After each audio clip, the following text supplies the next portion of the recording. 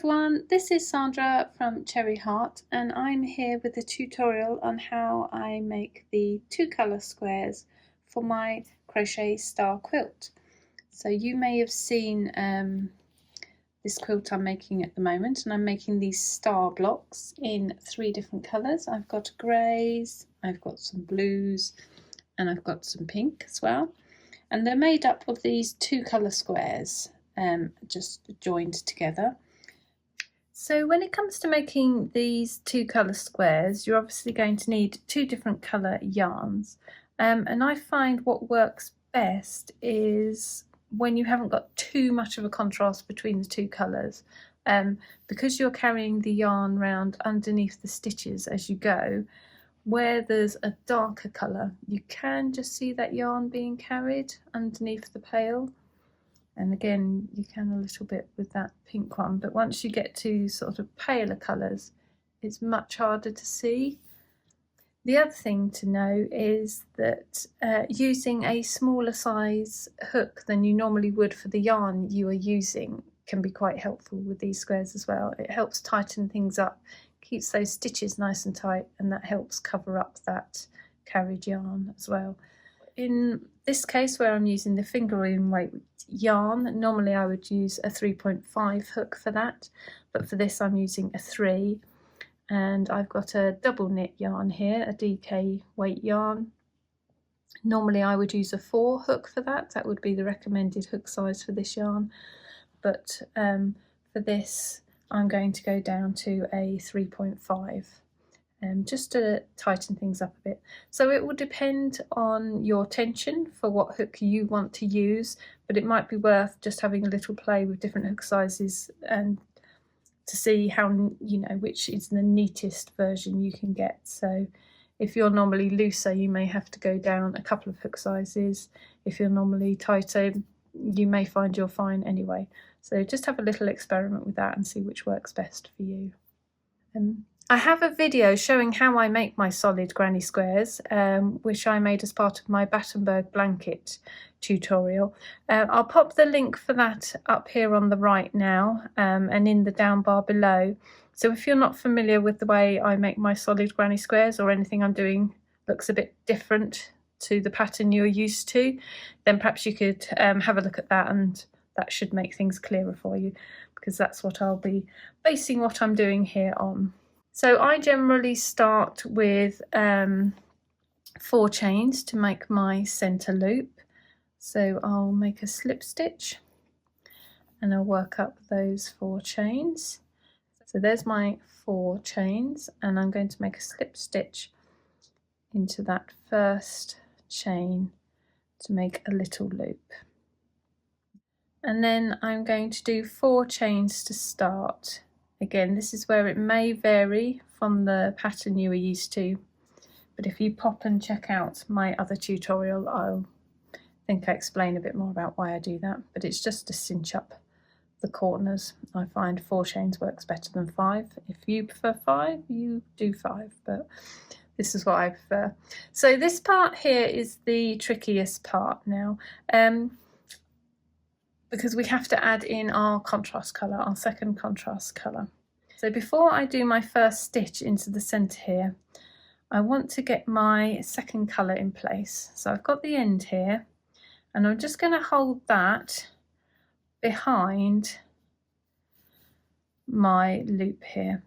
So what I'm going to do is I'm going to trap the end of the yarn tail of the cream yarn and the beginning part of the contrast colour yarn together under the first couple of stitches. You could just tie a knot and tie it on if you want to. If that's easier for you, just go ahead and tie those 2 together and do it that way, but I just generally tend to hold it in place while I get started. So to begin, I'm going to do a UK treble crochet into that centre hole there, and that's the US double crochet. Exactly the same stitch, we just call it a different thing.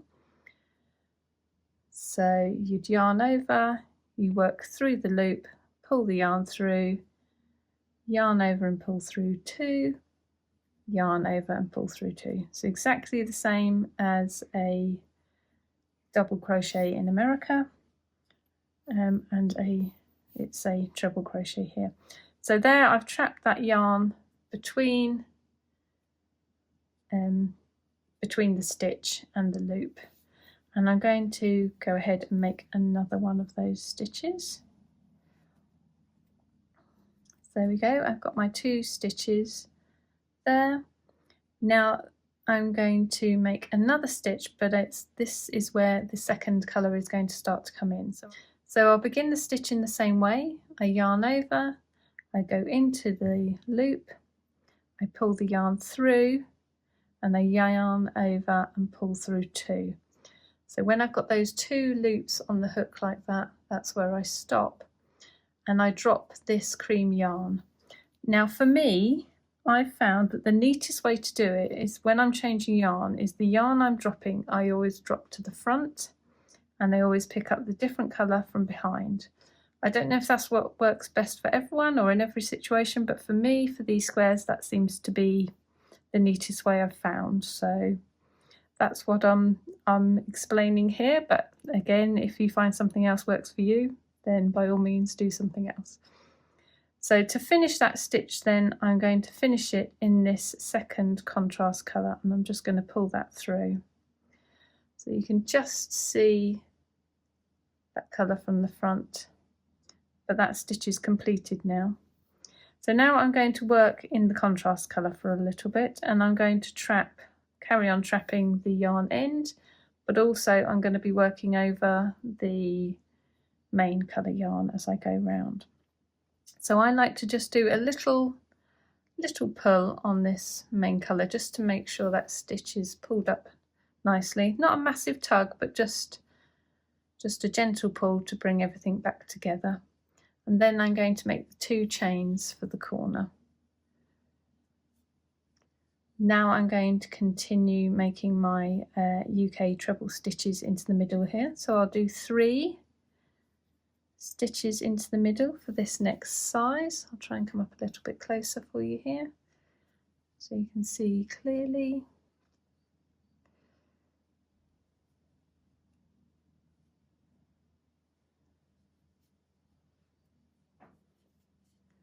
Yeah, so I've got one side in the main colour, one side in the contrast colour. I'm now going to carry on, so 2 chains in the corner and another 3 UK treble stitches, US double stitches. So I've done 2 stitches on this second side of the contrast colour, and now I'm going to go back and change colours again. So I'm going to start the stitch in the same way in the contrast colour. So I yarn over, pull through, and yarn over on 2. Then I'm going to drop this contrast colour, and again I'm going to just drop that to the front, and I'm going to pick up this main colour yarn from behind and carry on to finish that stitch. So I'm going to yarn over and pull through those 2, and again I'm just going to take the dropped colour and just give it a gentle tug to just bring that stitch into the alignment with the ones I've already made. So now I'm going to carry on in the main colour again with 2 chains for the corner, and then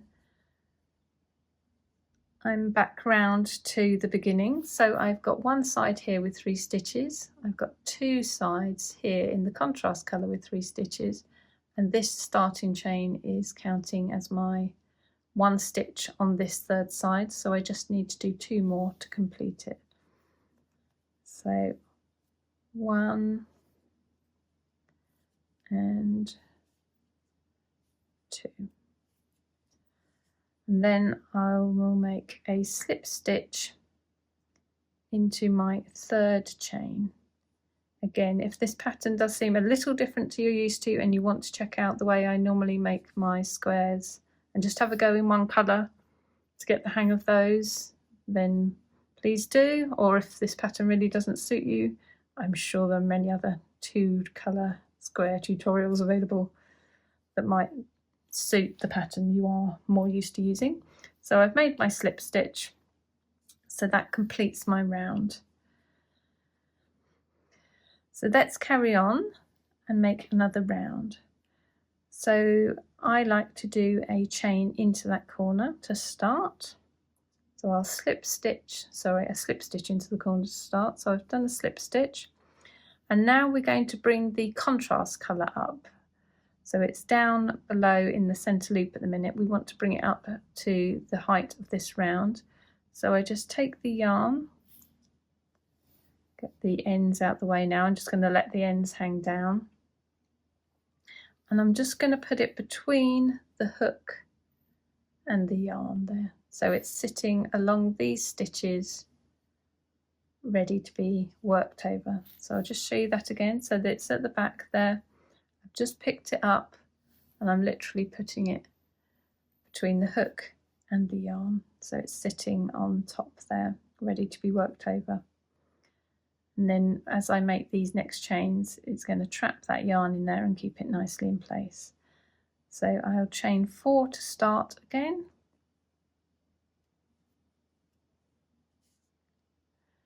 And then I will do 2 stitches into the corner space. And it's worked over that yarn. And just again, I just give that an ever so gentle little pull to get that yarn up. So you will see that contrast colour coming up the back a little bit.